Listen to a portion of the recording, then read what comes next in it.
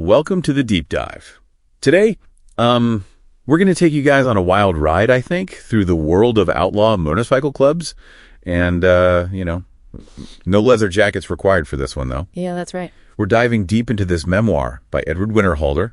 He was a high-ranking member of both the Rogues and the Bandidos motorcycle clubs. Yeah, and he lived this life for decades. Yeah, and he does not hold back.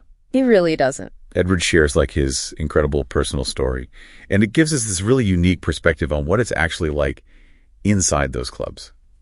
How he got there, what he learned along the way, just the whole thing. Yeah, and he starts right out with his difficult childhood. He was adopted, had an alcoholic father, lack of nurturing, and he really feels like that sort of set the stage for the rest of his life. What do you think about that from a psychological perspective? Yeah, it's interesting, right? I mean, I feel like that's something that we see a lot, like this idea that people are searching for belonging and acceptance, especially when they didn't get that early on. And you can see how the biker world, with this brotherhood, this camaraderie, how that might appeal to someone like him. You know what I mean? Absolutely. That longing for belonging is a huge theme in the book. Totally.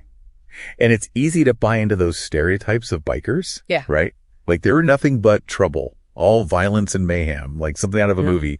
But Edward really pushes back against that. He does. He talks about the love for motorcycles, of course, the open road, the friendships. Yeah. Yeah, exactly. But he also doesn't shy away from some of the darker sides of it either, Right. He's not trying to sugarcoat it or anything. Yeah. He wants to give you the full picture. So you can see the human side of this world that's often misunderstood, I think. I think that's really important. Yeah. And he definitely lived that life to the fullest. Right. Traveling the world, getting caught up in that outlaw lifestyle, even doing time. But here's where it gets really interesting to me. Edward also had this whole other side to him, writing books about biker culture, producing TV shows. He even managed a rock band. Right. Yeah, it's like he was living these multiple lives, And it makes you wonder, where does that drive come from? That need to be constantly doing and achieving things. Right. Totally. And speaking of unexpected turns, wait till you hear about his love life. Because his daughter's therapist actually pointed out this pattern in his relationships that Edward was completely blindsided by. Oh, wow. Okay, so get this. The therapist noticed that Edward consistently dated women who had experienced childhood abuse or who struggled with low self-esteem. Wow.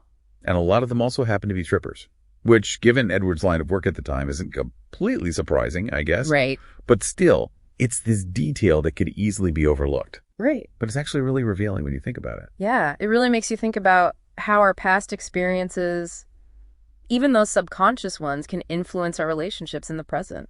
Totally. It's are we really making choices, or is our past making those choices for us in a way? It's a great question. Yeah, it's heavy stuff. Yeah, it makes you think about those deep-seated motivations, right? What's really driving those choices. And with Edward specifically, you have to wonder if maybe his attraction to these women was connected to his own difficult upbringing. Right, maybe he was trying to recreate something familiar, even if it wasn't healthy. Exactly. That saying, we repeat what we don't repair. Oh, yeah, for sure. And that brings us to the whole nature versus nurture debate. Right.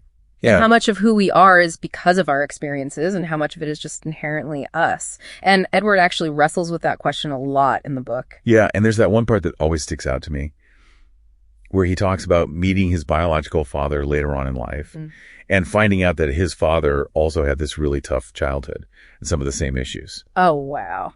Yeah. Talk about a pattern repeating itself. It really makes you think. Right. It'd be easy to feel trapped by that kind of legacy, Totally.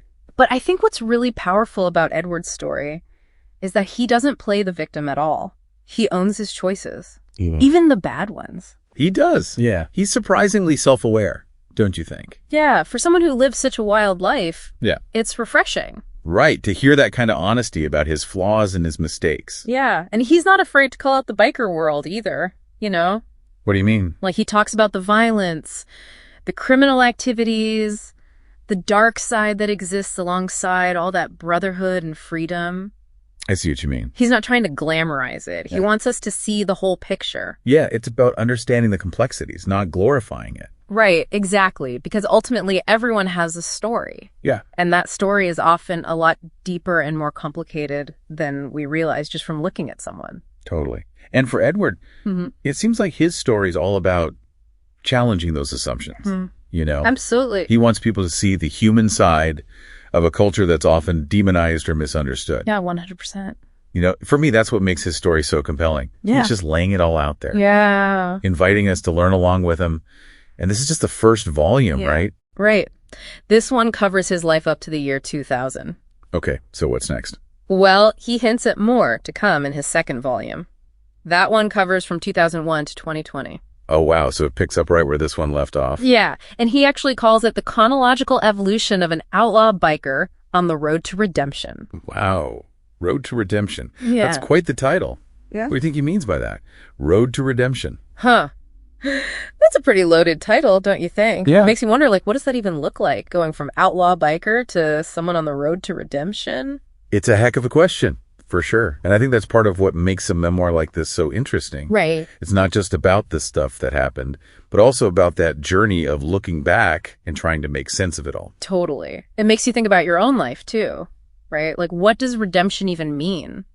For him, for us, we're all going to have to figure that out for ourselves, I guess. Yeah, and hopefully we won't have to go through quite as much as Edward to get there. Right. No kidding. Yeah. But seriously, though, it's kind of inspiring in a way. Just the fact that he doesn't let his past define him. He owns his mistakes, but he doesn't let them hold him back from trying to be better. That's a good point. He could have easily just kept going down that same path, but he made a choice to change. Exactly, and to share that journey with the world, which takes guts. For sure. So for anyone listening who's ready to dive into Edward's story for themselves, you can find links to both volumes of his memoir in the show notes. Definitely check it out. It's a wild ride and a really thought-provoking look at a world we don't often get to see up close. And on that note, I think we'll wrap up this deep dive into the world of Edward Winterhalder. What a story.